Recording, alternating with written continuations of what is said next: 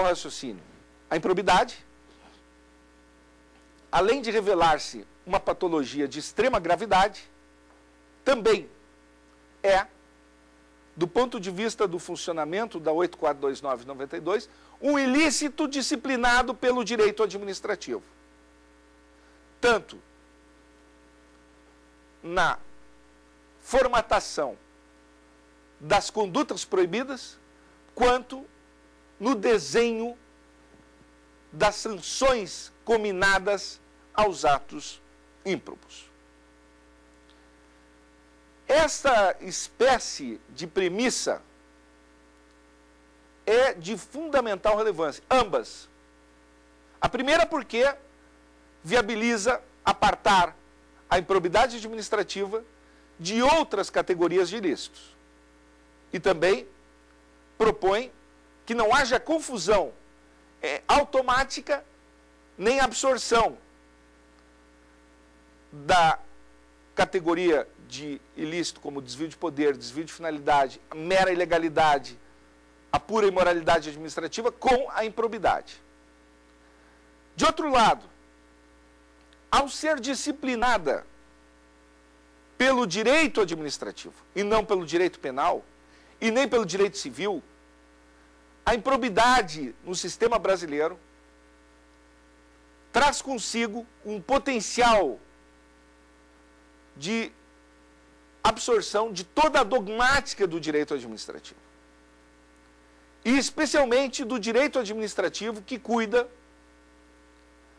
da estrutura de ilícitos e os remédios previstos e da estrutura das sanções e da mesma forma do regime jurídico aplicável. Não é demasiado lembrar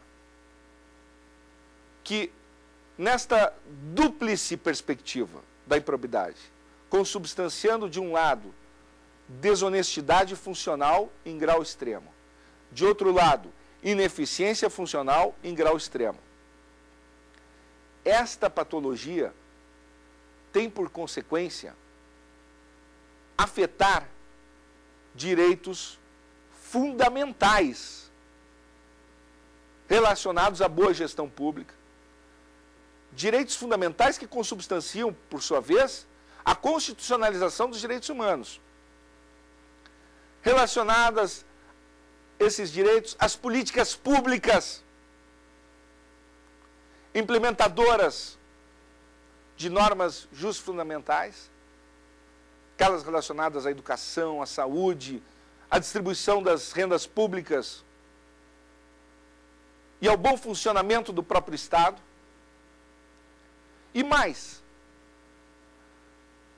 a improbidade, tal como vista aqui, nesta dúplice dimensão, também ataca como erva daninha o Estado democrático de direito e a credibilidade das instituições. Na medida em que os agentes públicos recebem um vínculo, seja por concurso, seja por nomeação, seja por eleição, de confiança com a sociedade, que é a autêntica patroa dos agentes públicos. Ela detém a fonte de legitimação dos atos de gestão pública. De tal sorte que a improbidade abarca fenômenos de corrupção, sim, pública, abarca fenômenos de desonestidades funcionais graves, encaixem-se ou não no conceito de corrupção, e abarca fenômenos de ineficiências funcionais graves. E tem por efeito também, do ponto de vista das ineficiências funcionais graves, criar o descalabro administrativo, os ambientes desorganizados, opacos, que se tornam terreno fértil para transgressões desonestas. Além do mais, a desorganização e a ineficiência administrativas, em graus extremos, adquirem, não raro, uma perspectiva endêmica e acabam desestruturando os pilares de bom funcionamento do Estado, viabilizando, portanto, gigantescos desperdícios de recursos públicos e afetando aquelas políticas públicas que estão na ponta para satisfazer direitos fundamentais, direitos humanos e as expectativas legítimas da sociedade. Portanto, nós temos aqui a improbidade como graves desonestidades funcionais, corrupção, transgressões dolosas, de um lado. E que é a dimensão do fenômeno que normalmente é mais passível de especulação teórica na literatura, ou mesmo que seja o interesse de grandes organismos internacionais no sentido de pesquisas de medição dos índices, embora não haja essa medição do ponto de vista científico hoje no cenário internacional, nem no Brasil. No entanto, a improbidade na sua dimensão da grave ineficiência funcional, do ponto de vista da sua dimensão endêmica, do descalabro e do terreno fértil para outras transgressões, é, isto sim, um fenômeno pouco estudado, pouco medido, pouco avaliado, seja na extensão das suas consequências, seja ainda no que diz respeito aos critérios para a sua persecução, repressão e estancar seus efeitos. Cabe frisar, com esses dois pilares estruturantes das graves desonestidades e da grave ineficiência funcional, e, na sequência, com a perspectiva do vínculo com o direito administrativo, é fundamental que se diga que a improbidade tem sim um regime jurídico próprio no direito brasileiro, que é o regime jurídico do direito administrativo sancionador. É o direito administrativo que define os ilícitos e que comina sanções. E que traz consigo todo um conjunto de princípios, regras e garantias para os acusados em geral, e ferramentas, e poderes, e espaço de atuação para as autoridades fiscalizadoras. Submeter a improbidade ao direito administrativo sancionador significa submeter a um instrumento jurídico que tem uma larga história na civilização ocidental. Sobretudo, se constatarmos a sua evolução na Europa, principalmente no século XIX, início do século XX, com a teoria da sanção administrativa e com a perspectiva de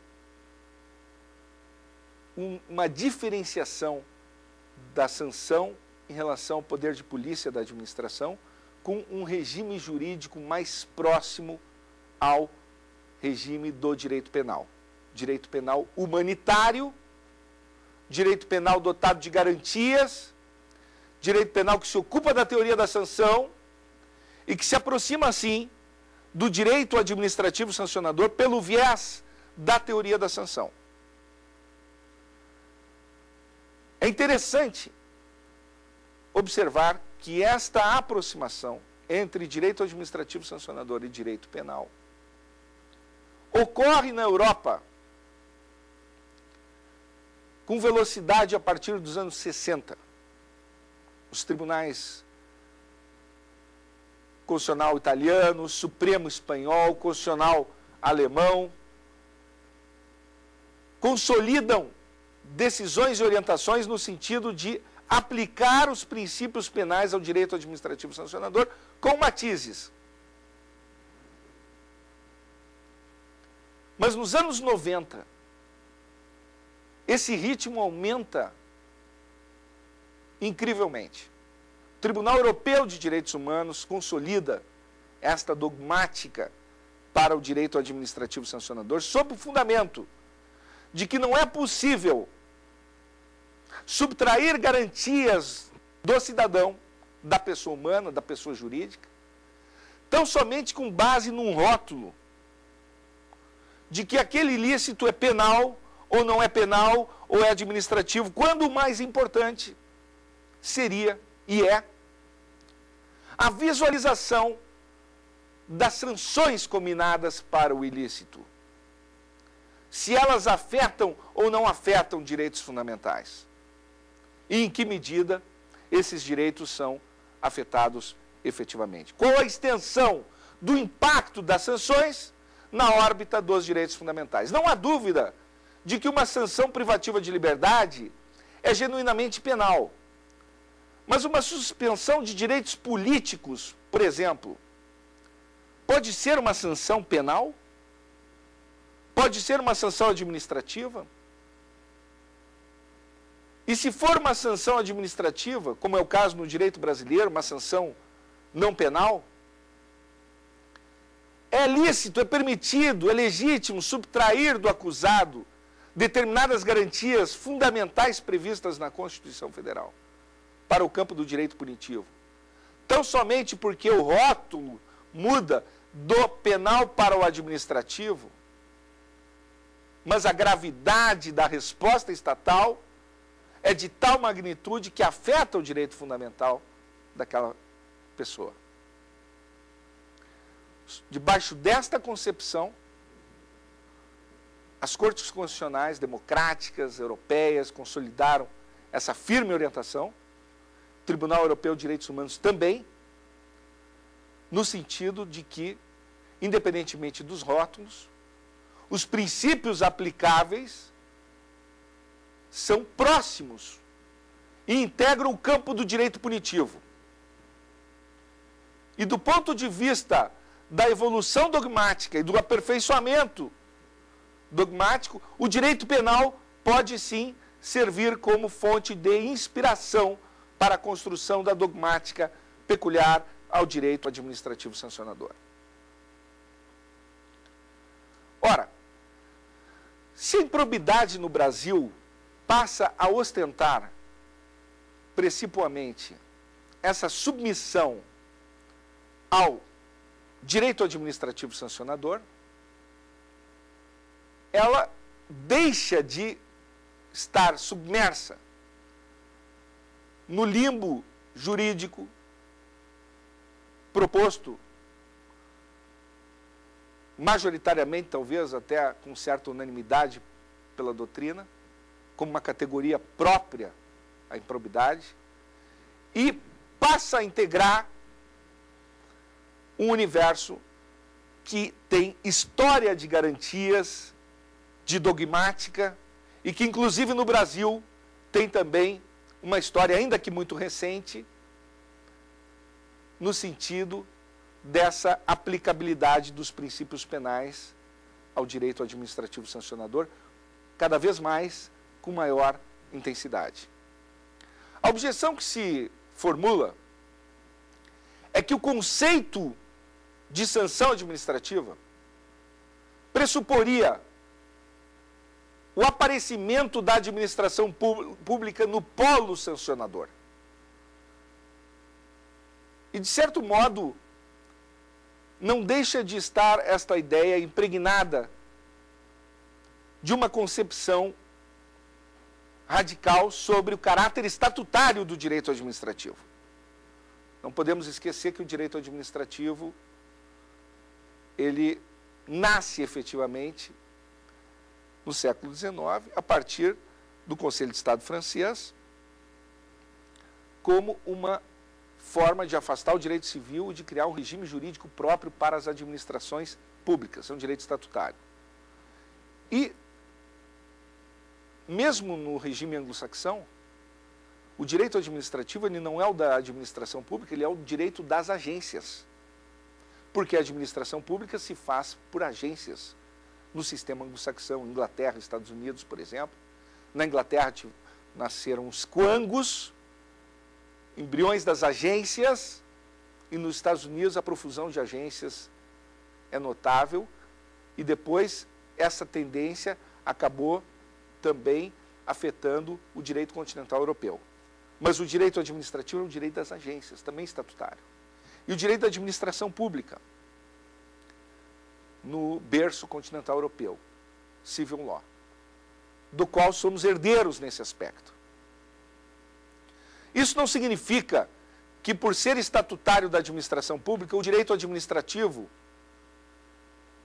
deixe de socorrer o setor público quando esteja ele em juízo, por exemplo.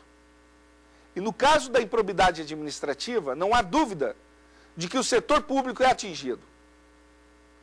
O sujeito passivo é a administração de qualquer dos poderes do Estado. É a gestão pública. Portanto, é uma modalidade de má gestão pública. E nesse sentido, defendemos que a sanção, ela pode sim ser considerada de direito administrativo, ainda que não aplicada pela administração pública, é uma sanção disciplinada pelo direito administrativo e nesta perspectiva específica é uma sanção administrativa. E para tanto formulamos um histórico do próprio conceito da sanção administrativa, no direito administrativo, e visualizamos que em determinados momentos, na França, essa sanção esteve a cargo de juízes e tribunais. E visualizamos que quando os juízes e tribunais aplicam diretamente o direito administrativo, inclusive na imposição de sanções, só podem estar trabalhando com sanções administrativas. Portanto, estamos aqui perfilhando um caminho que mostra, do ponto de vista das bases axiológicas, o nível de ofensa aos valores constitucionais que deve ostentar um ato de improbidade e diz respeito à extremidade, à extrema gravidade da desonestidade ou à extrema gravidade da ineficiência. Para além disso,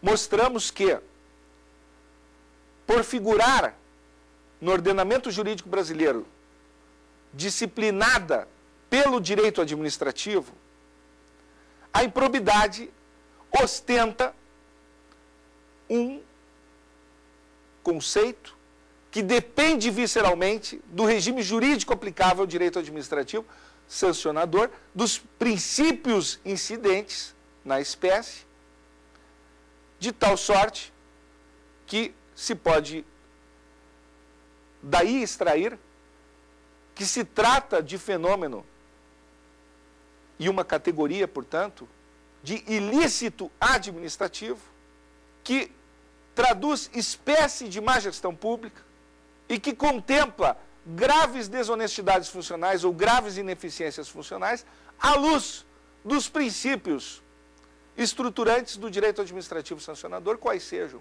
princípio da legalidade, princípio da tipicidade, princípio da culpabilidade, princípio da proporcionalidade, princípio da motivação dos atos sancionadores, do ponto de vista da operacionalização dessas normas, da sua implementação, da sua aplicação, da própria criação desse direito que decorre dos novéis poderes dos atores decisórios. Esse é o conceito. E, na sequência, exploraremos a densidade desse regime jurídico que disciplina o ato de improbidade administrativa.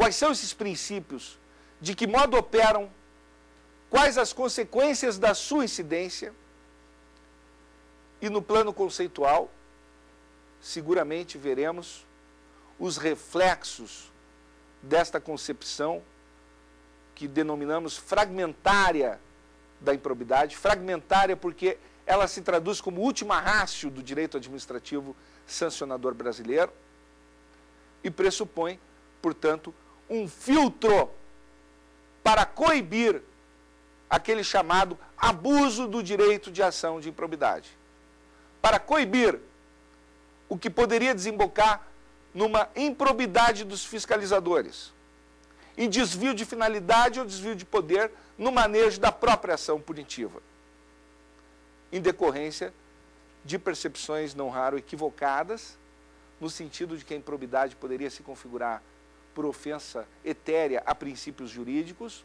ou que qualquer ilegalidade já desemboca na improbidade, ou que ela depende de concepções subjetivistas extremas ao ponto de se tornarem arbitrárias pelo lado dos intérpretes, aplicadores e principalmente proponentes de ações civis públicas.